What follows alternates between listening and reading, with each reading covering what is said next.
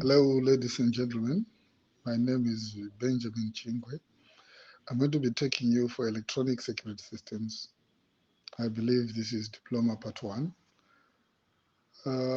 Basically, electronic security systems is all about automating security in all sectors. Electronics is a branch of electrical engineering that deals with light current. Electronic circuits basically are electric boards which have components, electronic components installed on them, and these boards, they are now connected together with other equipment in order to perform a specific function. Examples of electronic equipment are the television sets, the radio receivers, the radio transceivers, those which can transmit and receive, those walkie-talkies, and a lot of other things. Basically, what we are talking about here is we are trying to protect facilities, uh, equipment, and a lot of other things automatically. Right, so what we're going to be doing here, we have quite a number of topics which we are going to cover. And the topics, the material for the topics is found in a book which I'm going to send you over the WhatsApp platform. So I'm going to go through the course outline, going topic by topic, just giving an overview of each and every topic. The first topic we're going to be talking about is electronic access control systems. Basically, what we are talking about here is we are controlling access to facilities, buildings, equipment, computers, and whatever, using electronic equipment. So we're going to have an introduction to access control, basically what access control is, and then we are going to talk about the factors that we consider when we want to choose an electronic access control system. So in considering the factors to consider, in talking about the factors to consider when we want to choose, to select or want to purchase an electronic access control system, we'll talk about the access control technology, we'll talk about the access control culture, the access control philosophy, management commitment to such a project, the total cost of ownership for an access control system flexibility of an access control system, that is whether the access control system can be compatible with other equipment already installed on the premises or facility.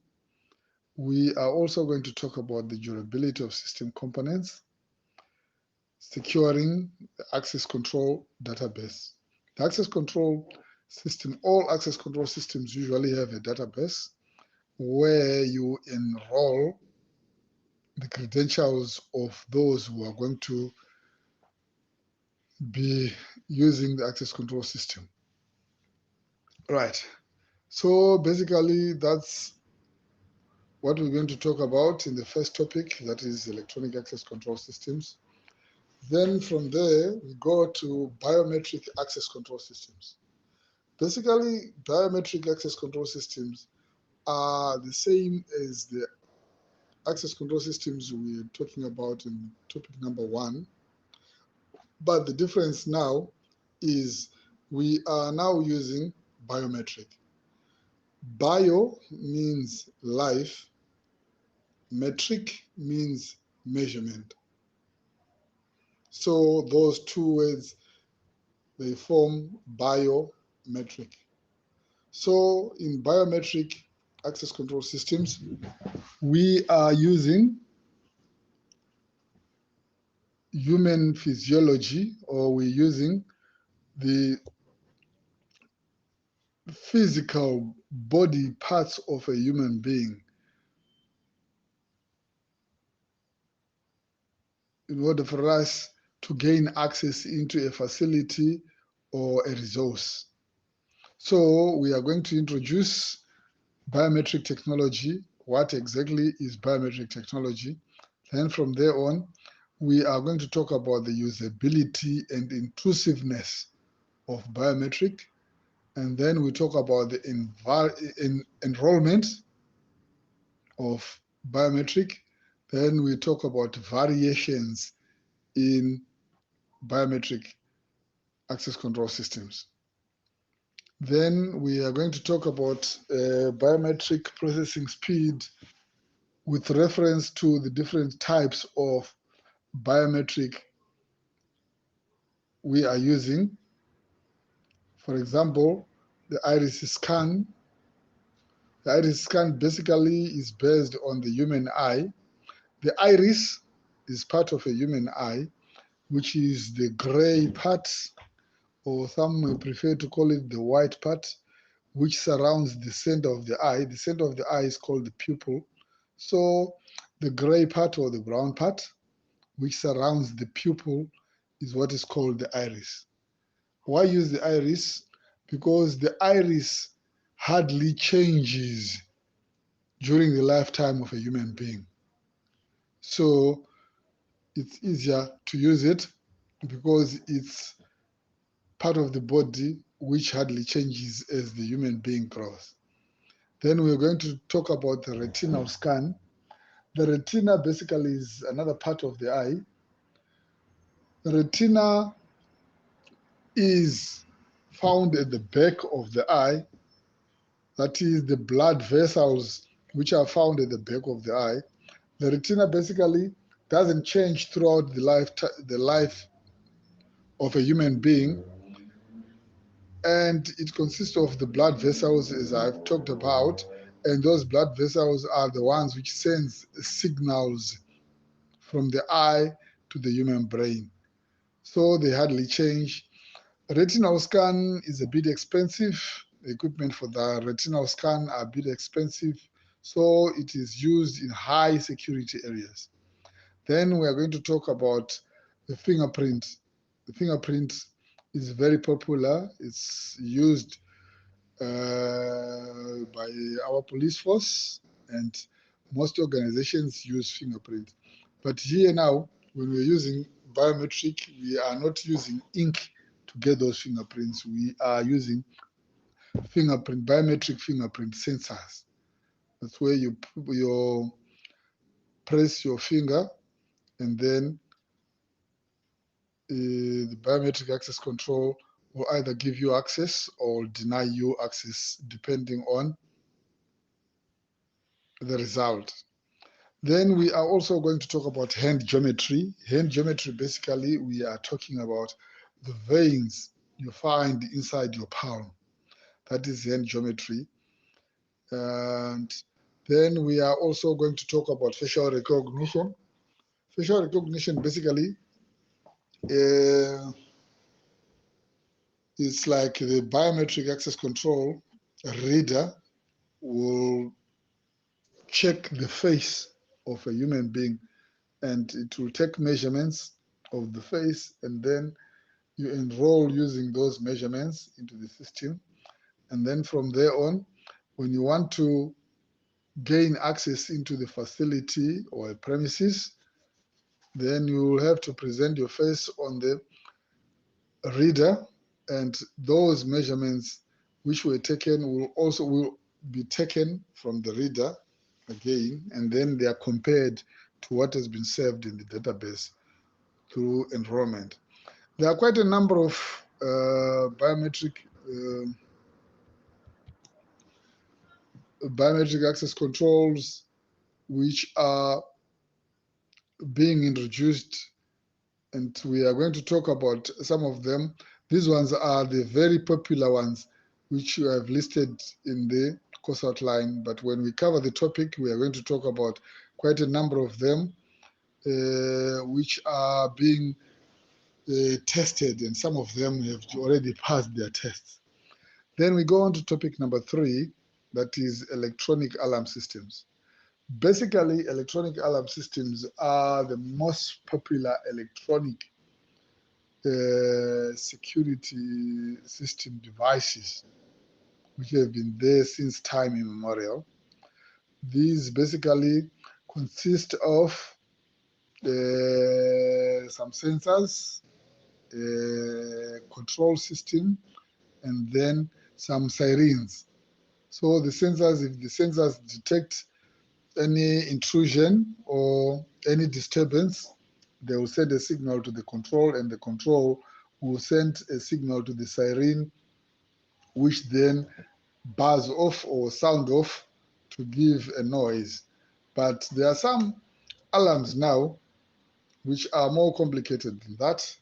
We have some of them which are called GSM alarms, which can be connected to your mobile phones, which can be connected to the landlines. And then if ever there's a disturbance or there's an intrusion, these systems will pass a message to whatever GSM number which has been programmed, or whatever landline number which has been programmed, or it will give a message, or the phone will ring, and then you know that there's a disturbance wherever the alarm is. Then we are going to introduce the electronic alarm systems, the terminology involved with alarm systems, and the components of alarm systems. Then we are also going to talk about the alarm system technology and philosophies. Then electronic alarm flexibility. Then component replacement and availability. We are also going to talk about uh, how to evaluate an electronic alarm system, or how to evaluate a facility when you want to purchase or install an electronic alarm system, because different facilities have got different needs. Then the fourth topic we're going to be talking about are the fire systems. Fire systems are part of security, as you may all know. So these days, nowadays, there are a lot of automated or electronic fire systems. So basically what we're going to do, we are going to introduce the concept of fire. What is a fire? What is involved in a fire? What are the components which are required for a fire to start or to continue? Then we are going to introduce the fire systems, like the fire systems which are found in buildings, and the standards of fire systems that are involved. We are going to talk about the types of fires and the fuels, because fires are determined, the types of fires are determined by the type of fuel that is burning. Then we're going to talk about fire suppression systems, that is the fire extinguishers, the real hose, and what have you. Then we are going to also talk about fire detection systems. Then we will talk about the popular sprinkler system, fire suppression systems that are being installed in modern buildings. And then from there, we are going to topic number 5, where we're going to be talking about interior and exterior security sensors. All right, fire systems have got sensors, alarm systems have got sensors, and quite a number of electronic security systems have got sensors. So we are going to talk about the security sensors, that is the exterior Security sensors, those which are used outside or outdoors, and then the interior security systems, security sensors, those which are used indoors. We are going to enumerate the differences and see the advantages of using the correct sensor in the correct place. So we're going to introduce the interior or the exterior and the interior security sensors, and then we are going to talk about the sensor technology, the exterior and the interior security sensor technologies. The sixth topic we are going to be talking about is the closed circuit television, popularly known as CCTV. We're going to introduce the concept of CCTV as compared or to the concept of broadcast television. Broadcast television is the one the ZBCs and so forth. So we're also going to talk about closed circuit television technologies which are available. And then the seventh topic, which is which is intercom and controls. I'm not going to talk about that. You are basically going to read about that because there's nothing much to talk about. You just have to read and understand exactly what are intercoms. Intercoms basically are for internal communications, and controls. Then the eighth topic, which is the security control center. I'm not going to teach that. You are going to read the introduction to security control centers. Basically, that's the control room where the controls of the equipment we're talking about, the alarm systems, the fire systems, the access control systems, that's where the closed circuit television systems, that's where the control room is. So that control room is manned 24/7 by qualified personnel. So basically, you're going to read about that and understand. And I know most of you are familiar with the Security Control Center. Then the ninth topic, this one I am going to teach. This is unmanned aerial vehicles, popularly known as drones. This is a technology which has become so popular, and it is becoming very handy in various sectors, especially where the large spans of land need to be monitored.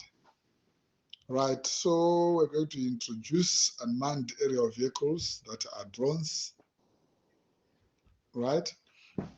We're going to talk about the technology, the types of drones or the type of unmanned aerial vehicles that are found. Then we're going to talk about the unmanned aerial vehicle technologies which are there. Then we are also going to talk about the uses of unmanned aerial vehicles in various fields, as well as in the field of security. Then the 10th topic is wireless. Right. All the equipment we have been talking about usually needs some connection of some kind. Now, you can connect using copper cables, you can connect using fiber optic cables, but now there are times where cabling might not be very appropriate for a connection. So these places we use what we call wireless. People know it, people usually call it Wi-Fi, but wireless is the broad name. Wi-Fi is part of wireless. So we are going to talk about the different types of wireless technologies, that is the Bluetooth, the Wi-Fi, the WLAN, the MESA, the laser, the infrared So we are going to talk about those technologies which are used to connect equipment without physical cables. And we're going to talk about the advantages and disadvantages of wireless technologies. So we are going to talk about all those wireless technologies, enumerating the advantages and disadvantages. Then the last topic is database management. Right, this topic usually it's not examinable. You just have to read and understand whatever electronic security system you are using will have a database, right? A database basically is where you are going to keep your data, because basically what is happening here is in all the electronic security systems we have been talking about, a lot of data is generated, and that data might be or will be required in future for further investigation in case there is an incident, and that data has got to be stored somewhere. So it has got to be stored in a database. So that database needs to be managed, and that database needs to be protected. Because remember, let me give you an example of, let's say, an access control system. You have your users, they have enrolled their credentials, and now those credentials are what I may call the security keys or the key to your security system.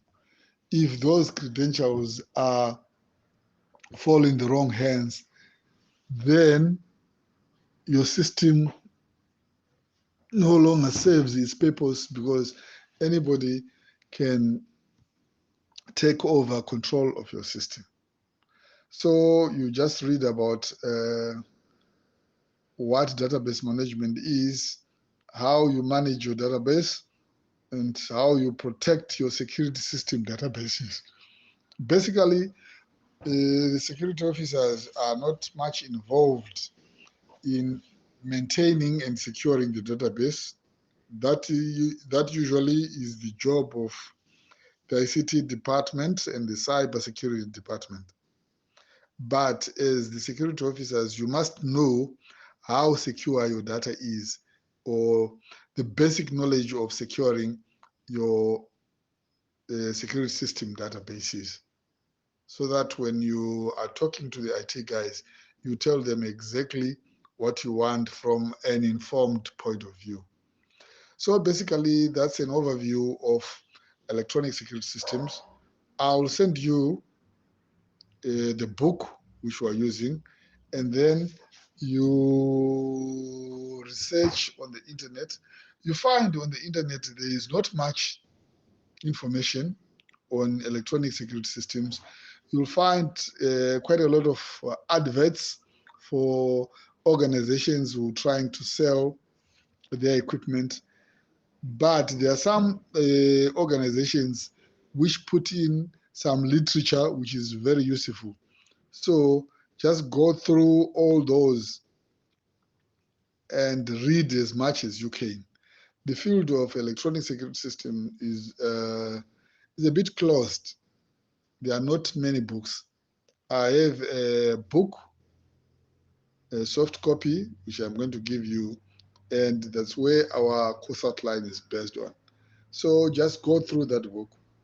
It will help you not only for examination purposes, but it will help you in your day-to-day life as you carry out your duties in the field of security. Right, that's all about the course outline. So some housekeeping issues. I'm going to give you 2 assignments, and remember those assignments contribute to your coursework. Right, copying is an academic offense. If I find people who have copied each other, I'll mark the assignments and then divide the mark by the number of people who have copied each other. And that will be the mark for each individual, for those who have copied each other. Right? When you're writing your assignments, usually they should be in essay form. Be short and precise. Make sure every paragraph is a point. Don't beat about the bush. Don't write too much with too little information. Right? Assignment is research work. You will be copying from somewhere, so put as much information as you can. Assignments will help you in your revision, and you might one day find some of the assignment questions in your final examinations. So whenever you're doing your assignments, make sure you do it wholeheartedly. You give all your effort. Right. The other thing, the assignments will have deadlines. So if you fail to meet a deadline, I'll deduct marks for that. Right. I think that's all for the time being. If there are any other issues, I'll send them through this platform. I thank you.